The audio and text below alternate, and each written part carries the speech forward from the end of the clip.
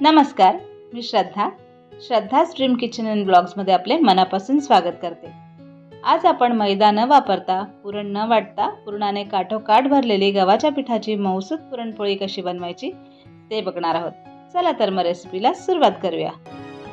पुरणपोळीचं पुरण बनवण्याकरता इथे मी 2 वाटी चणा डाळ घेतली आहे। या डाळीला साफ करून 2 ते 3 वेळा पाण्याने स्वच्छ धुवून घ्यायची आहे।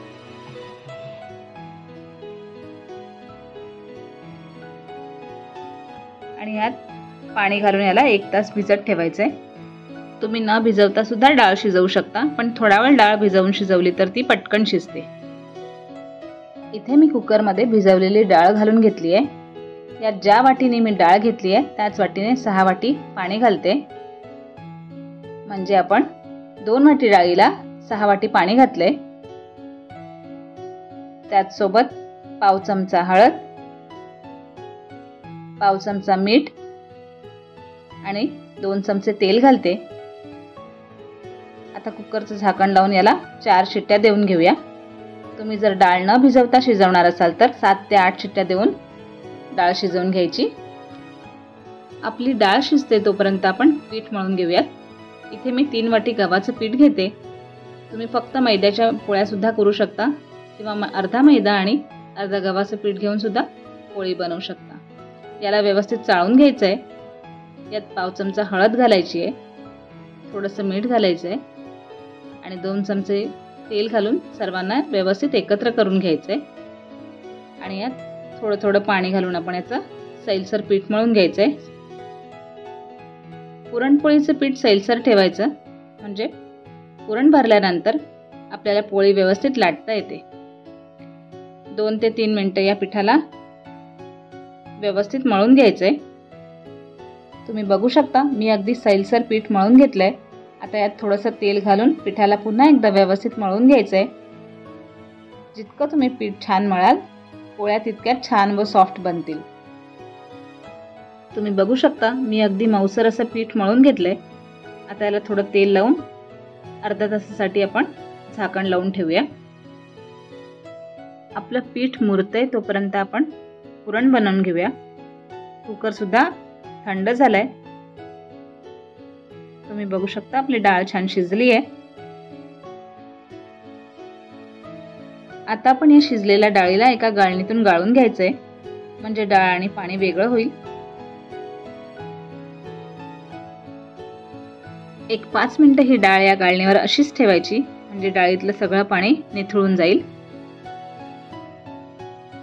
डाळ आणि पाणी वेगळं झालंय। आपली डाळ एकदम सुटसुटीत झाली आहे। या डाळीचं आपण पुरण करणार आहोत। तर इथे मी एका पॅन मध्ये शिजलेली डाळ घालते। हिला थोडी परतून घ्यायची आहे आणि यात 2 वाटी गूळ घालायचा आहे। आपण ज्या वाटीने 2 वाटी डाळ घेतली होती त्याच वाटीने 2 वाटी गूळ घ्यायचा आहे। डाळीचं आणि गुळाचं प्रमाण समान घेतलं की पोळी एकदम परफेक्ट गोड बनते। पण तुम्हाला जर जास्त गोड आवडत असेल तर गुळाचं प्रमाण तुम्ही वाढवू शकता। आता डाळ आणि गुळाला व्यवस्थित एकत्र करून मीडियम गॅसवर शिजवून घ्यायचंय। जसं जसं गूळ वितळतो तसं आपलं मिश्रण पातळ होत जातं। हे मिश्रण आपण घट्ट होईपर्यंत शिजवून घ्यायचंय। 7 ते 8 मिनिटात आपलं मिश्रण घट्ट झालंय।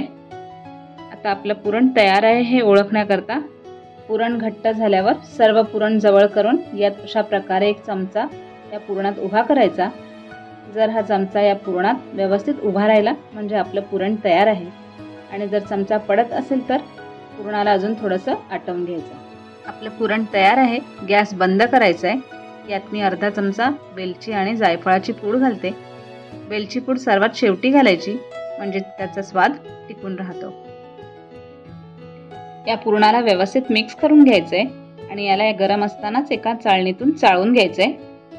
त्याकरता इथे मी एक चाळण घेतली आहे। यात थोडं पुरण घालायचंय। तुमच्याकडे जर पुरण यंत्र असेल तर तुम्ही पुरण यंत्रातून काढू शकता। इथे मी पावभाजीच्या क्रशरने पुरण प्रेस करून घेते। मला या क्रशरने पुरण करणं सोपं वाटतं, पण तुम्ही पेला किंवा ग्लास वापरून हे पुरण बनवू शकता। अशा प्रकारे मी पुरण गाळून घेते। तुम्ही बघू शकता मी सगळं पुरण गाळून घेतलंय। अगदी सॉफ्ट असा पुरणाचा गोळा तयार झाला आहे। पुरण आणि पीठ तयार आहे। तुम्ही बघू शकता आपलं पीठ व्यवस्थित मुरले आणि छान सॉफ्ट झाले। इथे मी पुरणपोळी लाटण्याकरता तांदळाचं पीठ घेतले। तुम्ही मैदा किंवा गव्हाचं पीठ सुद्धा घेऊ शकता। तर इथे मध्यम आकाराचा पिठाचा गोळा बनवून घ्यायचा। याची एक छानशी वाटी बनवून घ्यायची आहे। मध्यभागी थोडीशी जाड ठेवून याच्या किनाऱ्यात थोड्याशा पातळ ठेवायच्यात। वाटी बनवून झाली की आपण जितका पिठाचा गोळा घेतलाय तितकाच पुरणाचा गोळा घेऊन या वाटीत भरायचा आहे आणि पुरणाला बोटाच्या साहाय्याने हळूहळू आत ढकलायचं आहे आणि दुसऱ्या हाताने पिठाच्या किनाऱ्या जवळ करून घ्यायच्यात। पिठाच्या सर्व कडा जवळ आणून ह्यांना बंद करून घ्यायचंय। उरलेलं एक्स्ट्राचं पीठ आहे त्याला आपण काढून टाकायचंय। आता ह्याला व्यवस्थित गोल करून घ्यायचंय।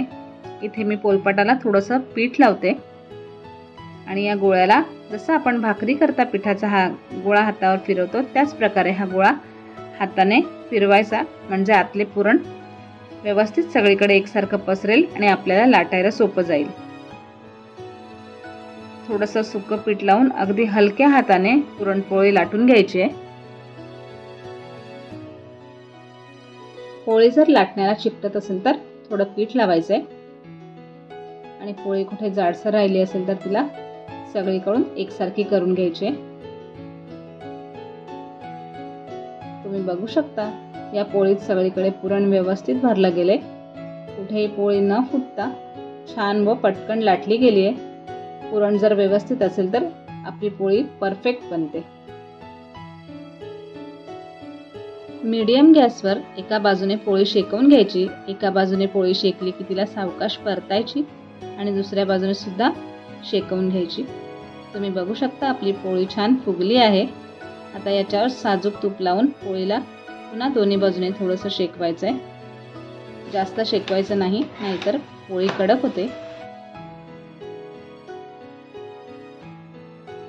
आपली पुरणपोळी तयार आहे। अशा प्रकारे आपण सगळ्या पोळ्या बनवून घेऊया।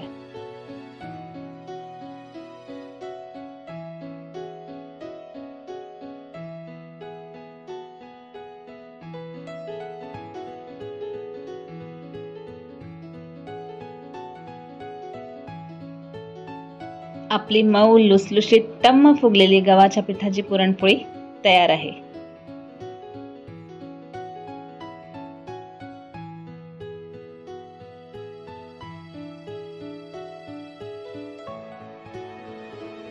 आपल्या सर्व मऊ लुसलुशीत पुरणपोळ्या तयार झाल्या आहेत। तुम्ही सुद्धा माझ्या या पद्धतीने पुरणपोळी नक्की बनवून बघा आणि तुम्हाला जर आजची रेसिपी आवडली असेल तर प्लीज लाईक, शेअर आणि सबस्क्राईब करायला विसरू नका। संपूर्ण व्हिडिओ बघितल्याबद्दल आपले मनापासून धन्यवाद।